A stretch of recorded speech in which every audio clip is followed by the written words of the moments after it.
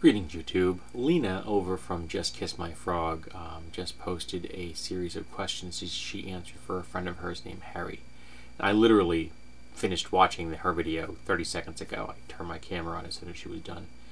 And I thought I'd respond to what she said. I apologize if I appear a smidge on the tired side. It's 3:40 a.m. for me. I'll be headed to bed in about an hour. Weekends are always weird for me as I normally work nights. So the questions are dealing with what we do here on YouTube and why we do these things on YouTube and how they've affected our lives as a form of social media. So let's get into the questions in hand. What got you started blogging, or in this case vlogging? I've answered this question before, but basically I have a camera and I'm an opinionated bastard. 2, how do you choose what to share, opinions and experiences, etc.? Well, when I started this, it was very much me just talking at a camera and about the things I enjoyed and the opinions I had on topical things going on in the world around me. But over time, it began to become therapy. And then I had a major depressive episode because I moved here. The process of buying this house really pushed me over the edge, and I started to see a real therapist. I got a good one, and I finally found one that worked.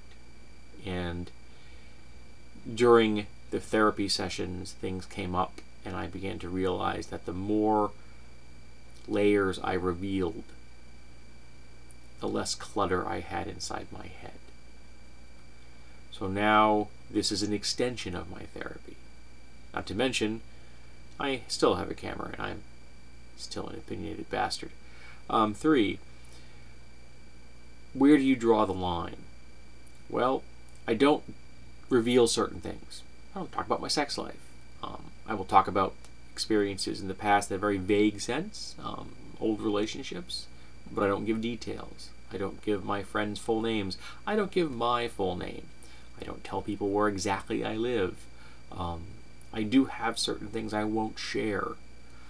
And I think that is a courtesy. And for example, whenever I send someone a package or a letter or something, I always, here on YouTube, I always say, please be aware that I do not share certain pieces of information on the internet and don't share them.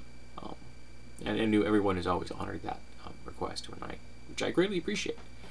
What positive and negative responses? Well, I've had some beautifully positive responses here. I've had people say things that were bolstering, things that were kind, which for me sometimes is difficult to take because kindness is hard for me to accept on occasion. Okay, kindness is hard for me to accept most of the time. And I have received viciously negative comments from simple things like insulting my looks to insulting my relationship with my wife. I have had people make threats against me. I have had people make death threats. I have had people say vicious things when I revealed that I am a survivor of sexual abuse, and someone said that maybe the problem was I hadn't been raped enough. So yes, I do have negative events. I would like to say I receive the equal share. I don't. I think I have actually received more negative than positive, but perchance it makes me cherish the positive even more. When someone is kind to me, I try to take a moment, step outside myself, and thank them. It doesn't matter that the kindness, the act of kindness can kind of get inside my head. It may be difficult for me to accept. I have to address that person and tell them, thank you. Because they've made a gesture they didn't have to make. And the negative comments, I remove them.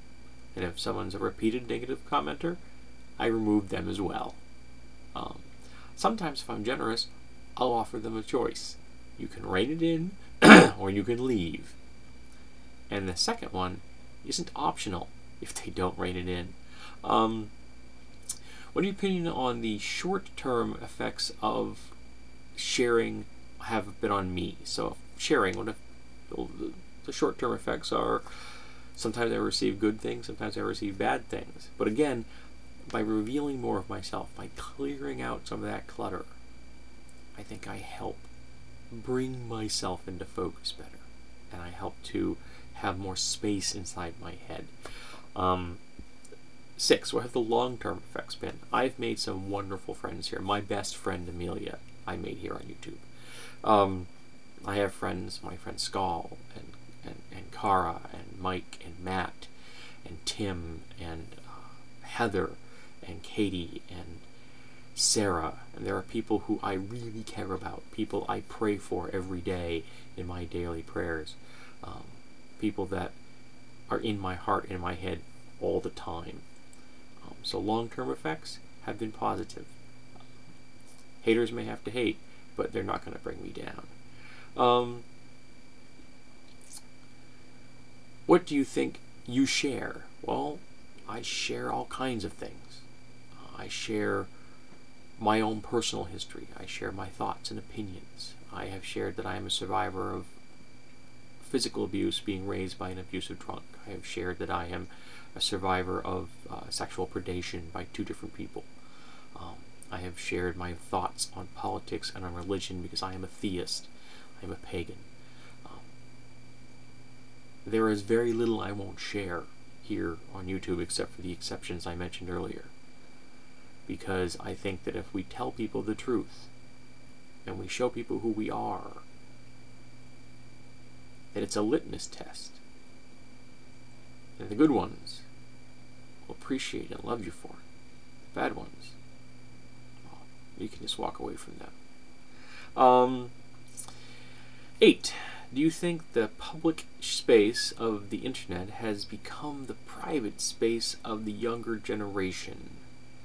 And that's a hard question for me because I don't know if you're aware of this, but I'm not the younger generation.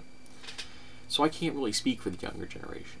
I can speak for the fact that this public space has become a documentation for me. One of the reasons I started this is that I wanted to document who I am from my wife.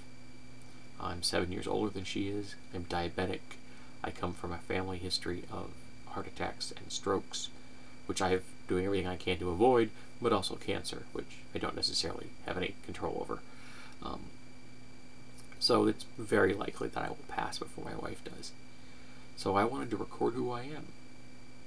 Most of the videos I make here on YouTube I don't save, but I do save some of them. So she has a record of me speaking, of discussing who I am, of emoting, of sharing, of telling her, Lara, I love you. And these are all important. These are all things that need to be told, I think. And that's what I do here. So I can't speak for the younger generation, but I can speak for me. I don't presume to speak for my generation. But this is my documentation. This is my documentary. This is me in all my glory, warts and all. I actually have done a successful job of getting rid of some warts. Yay! So I would encourage anyone to answer these questions. I'll put them in notes, and I will put a link to Lena's video, and I will be posting this video here to her comment section as well. So maybe we continue this conversation and we can get some more information about these questions for her friend Harry. I know at least I'm interested in hearing what you have to say.